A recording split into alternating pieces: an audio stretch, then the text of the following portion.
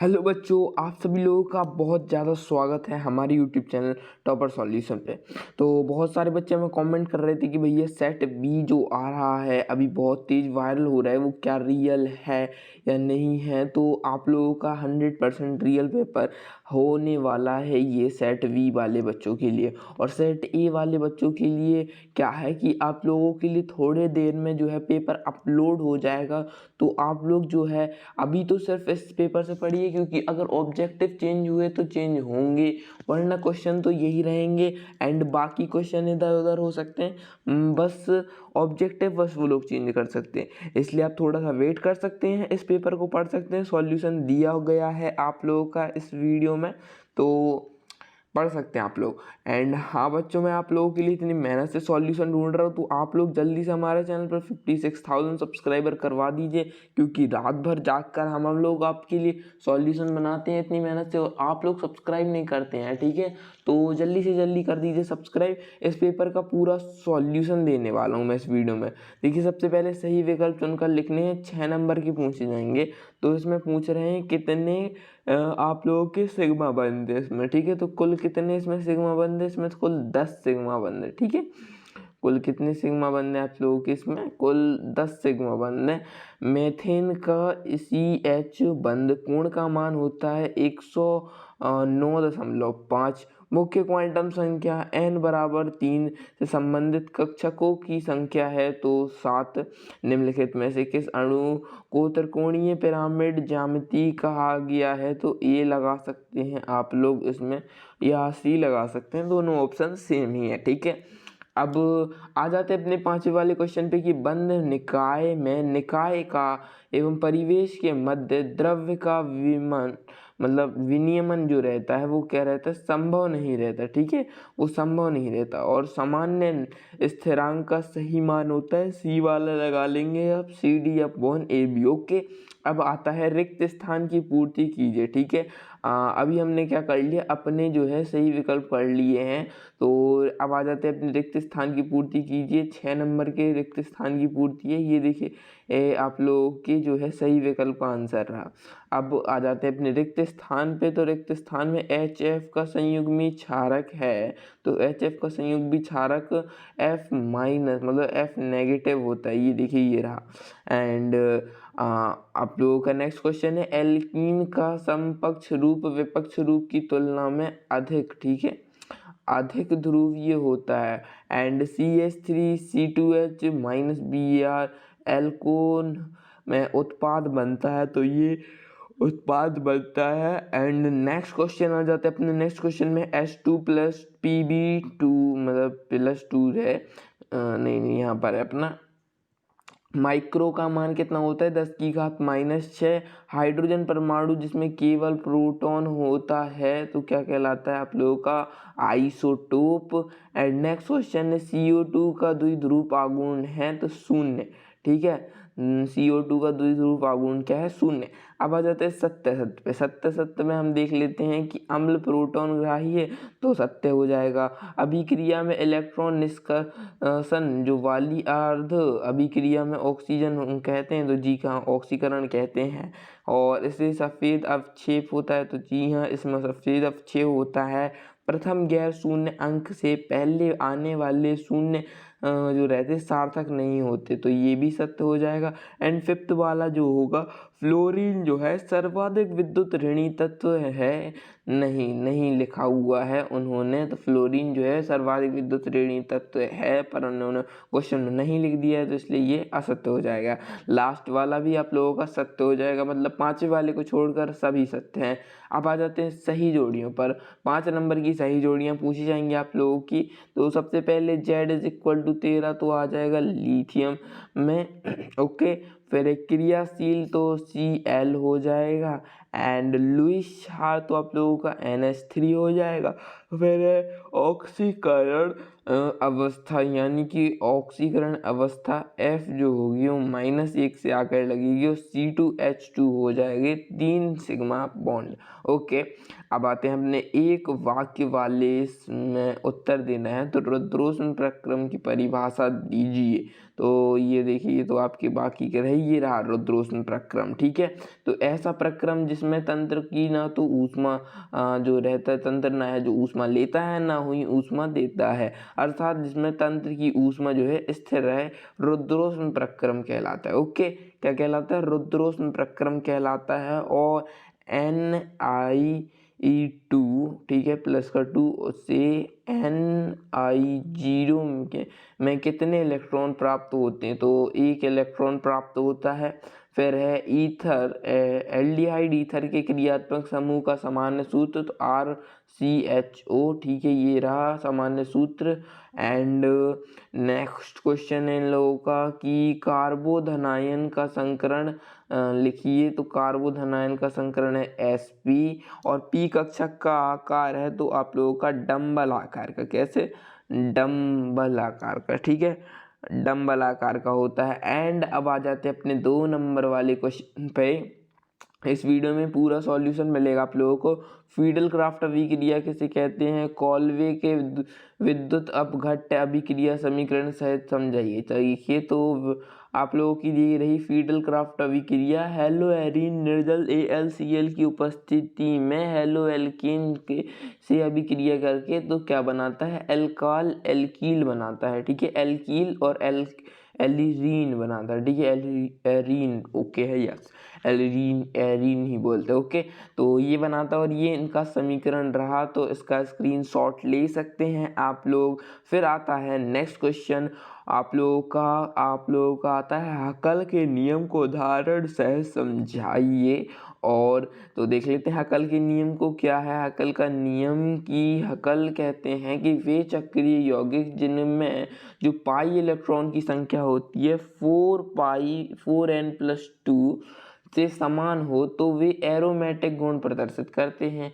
ऐसे ही मतलब इसे ही हकल का नियम कहते हैं। उदाहरण के लिए पाई संख्या तो ये रहा, हाँ, ये बेंजीन जो है वो हकल के नियम से एक उदाहरण। ठीक है, एंड अब आते हैं क्वेश्चन नंबर 8वें वाले पे। क्वेश्चन नंबर 8वें में है हुंड की अधिकतम बहुलकता का नियम 2 नंबर में पूछा जाएगा। तो हुंड की अधिकतम बहुलकता का नियम देख लेते हैं कि इस नियम अनुसार समान ऊर्जा वाले कक्षकों में पहले एक एक करके इलेक्ट्रॉन प्रवेश करते हैं। इसके बाद इसमें भी कक्षक जब दूसरा इलेक्ट्रॉन प्रवेश करता है तब कक्षक की ये दोनों इलेक्ट्रॉन विपरीत चक्रण होते हैं। ठीक है, तो ये हो जाएगा आप लोगों का। एंड नेक्स्ट ये 7वां वाला रहा आप लोगों का और ये क्वेश्चन आंसर हो गए 7वां। ठीक है, हुंड का अधिकतम का नियम, फिर मोल अंश की परिभाषा, इसमें सार्थक अंकों की संख्या बतानी है। तो 0.030 में सार्थक अंकों की संख्या है 2 और 4.0026 में सार्थक अंकों की संख्या है कितनी बच्चों? 5। ओके, 4 ये एक ही है। ठीक है, 5।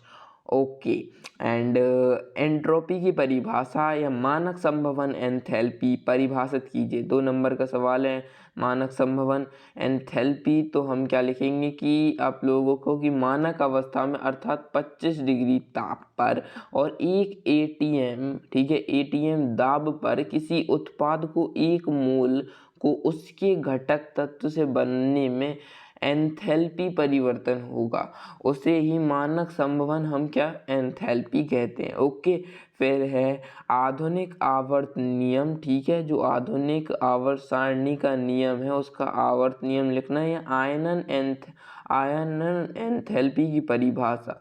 तो आप लोगों का ये रहा आधुनिक आवर्त का नियम। ठीक है, हाँ देखिए यहाँ पर ये 11वां वाला रहा और वे, हाँ ये रहा 11वां, वे तत्वों के वे भौतिक व रासायनिक गुण इनके परमाणु क्रमांक के आवर्त जो है फलन होते हैं। मतलब तत्वों के भौतिक व रासायनिक गुण उनके परमाणु क्रमांक के आवर्त फलन होते हैं। इसके आधार पर बनी आवर्त सारणी में कुल 18 समूह होते हैं। ओके, तो ये रहे आप लोगों का जो है आधुनिक आवर्त सारणी का नियम।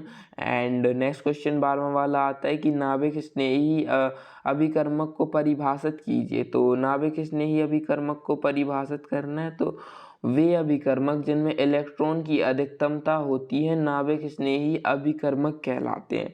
जिनमें जो इलेक्ट्रॉन अधिक होते हैं जो नाभिक स्नेही अभिकर्मक कहलाते हैं।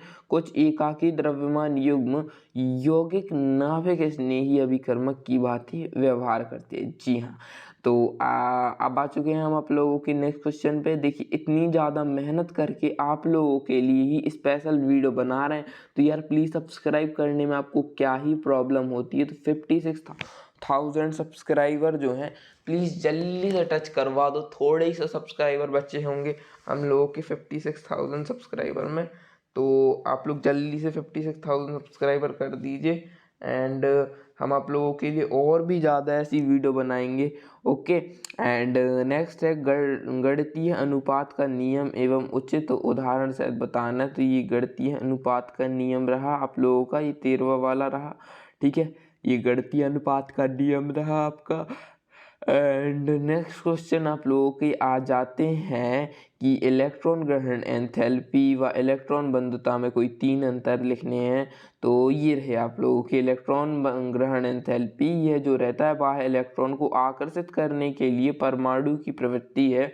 और ये जो है इलेक्ट्रॉन ग्रहण करने पर मुक्त हुई ऊष्मा की जो है ऊष्मा है। ठीक है, इलेक्ट्रॉन बंधुता।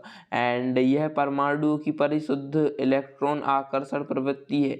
ये समूह या आवर्तों में इसका मान क्रम से परिवर्तित होता है। ओके, एंड यह विलगित परमाणु का गुणधर्म है, इसका मान यथार्थ होता है। ओके, चलिए, एंड यहाँ पर आप लोगों के 3 अंतर हो गए।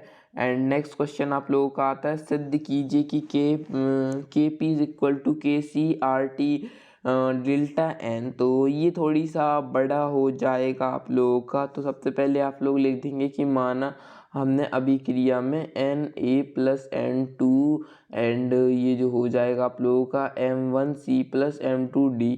ओके, और फिर द्रव्य अनुपात क्रिया के नियम के अनुसार हम ये लिख देंगे। तो ये हो जाएगा आप लोगों का। फिर मोल सांद्रता की स्थिति में आप लोगों का ये समीकरण 1 बन जाएगा। फिर आंशिक दाब की स्थिति पे, तो आंशिक दाब की स्थिति पे आप लोगों का P आ जाएगा। यहाँ पर C था, अब यहाँ पे P आ जाएगा। एंड ये समीकरण 2 बन जाएगा। फिर आदर्श गैस का समीकरण हम जानते हैं PV = nRT। तो P और V यहाँ पर भेजेंगे तो N/V क्या होता है, वो C होता है। ठीक है, तो C लिख देंगे। अब जो हमारे पास P का मान आया, P के मान को हम समीकरण 2 में जो है रख देंगे। हम क्या लिखेंगे, P के मान जो है हम समीकरण 2 में रखने पर तो हमारे पास क्या आंसर आया, हमारे पास ये आया। ठीक है, अब इसे जब हम सॉल्व करेंगे तो हमारे पास आता है ये। ठीक है, ये आता है तो हम जानते हैं कि समीकरण 1 से ही हो जाएगा KC। एंड RT जो इसके बट्टे में जो है ये सेम है, RT है। तो ऊपर जाके घातें जो है माइनस हो जाएंगी। एंड माइनस होगी तो हम इसे डेल्टा N मान लेते हैं, जहाँ पर ये जो है पूरा है। एंड ये ऐसे हमारे जो है सिद्ध करना था, हमें यही सिद्ध करना था और हमने सिद्ध कर दिया। ओके, एंड नेक्स्ट क्वेश्चन है आप लोगों का कि प्रेक्षणिक प्रभाव को परिभाषित कीजिए और इसके प्रकार और अनुप्रयोग लिखिए। ठीक है, तो इसके प्रकार और अनुप्रयोग लिखने हैं हमें। तो आप लोगों की ये रहे प्रेक्षणिक प्रभाव। तो ये रहा प्रेक्षणिक प्रभाव। इसके देखिए 2 प्रकार होते हैं। प्रेक्षणिक प्रभाव देख लीजिए आप लोग। एंड ये इसके 2 प्रकार हो गए कि ऋणात्मक प्रेक्षणिक प्रभाव और धनात्मक प्रेक्षणिक प्रभाव। एंड ये इसके अनुप्रयोग हो गए। ओके, एक ही अनुप्रयोग लिखा है मैंने, आप चाहे जितने लिख सकते हैं। ठीक है, एंड अब आ जाते हैं अपने 17वें वाले क्वेश्चन में, जो है 4 नंबर का पूछा जाता है 17वां वाला सवाल कि सहसंयोजी बंध का अतिव्यापन सिद्ध करके इसके प्रकारों का वर्णन कीजिए। ठीक है, सहसंयोजी बंध का अतिव्यापन। ठीक है, तो आप लोग देख लीजिए सहसंयोजी बंध कहाँ है आपका, ये रहा। तो सहसंयोजी बंध का अतिव्यापन ये रहा कि जब एक परमाणु कक्षक दूसरे कक्षक परमाणु के कक्षक से अतिव्यापन करता है तो यह सहसंयोजी बंध का अतिव्यापन कहलाता है। सहसंयोजी बंध के अतिव्यापन के 3 प्रकार होते हैं, एसएस अतिव्यापन, एसपी अतिव्यापन और पीपी अतिव्यापन। ठीक है, तो ये एसएस अतिव्यापन का परिभाषा रहा और ये एसपी अतिव्यापन और ये पीपी अतिव्यापन की परिभाषा रही। एंड ये बाकी के क्वेश्चन आप लोगों के ये देख लीजिए 20 तक के, जिनका सॉल्यूशन आप लोगों को नेक्स्ट वीडियो में दिया जाएगा, क्योंकि इस वीडियो में जो है इनका सॉल्यूशन देना पॉसिबल नहीं है। क्यों? क्योंकि ये वीडियो जो है काफ़ी ज़्यादा बड़ी हो चुकी है। तो अब आप लोगों से लास्ट में जाते जाते बस एक ही चीज़ कहना चाहूँगा कि यहाँ तक वीडियो अगर देख ली है, अगर मेरी मेहनत आपको पसंद आई है तो जल्दी से यार सब्सक्राइब करवा दो हमारे 56,000।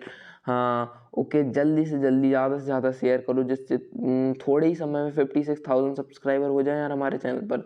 ओके, एंड मैं मिलता हूँ आप लोगों से इसकी पार्ट 2 की वीडियो में। तब तक सेट ए वाले बच्चों रेडी हो जाओ, क्या पता आपका पेपर भी आ सकता है।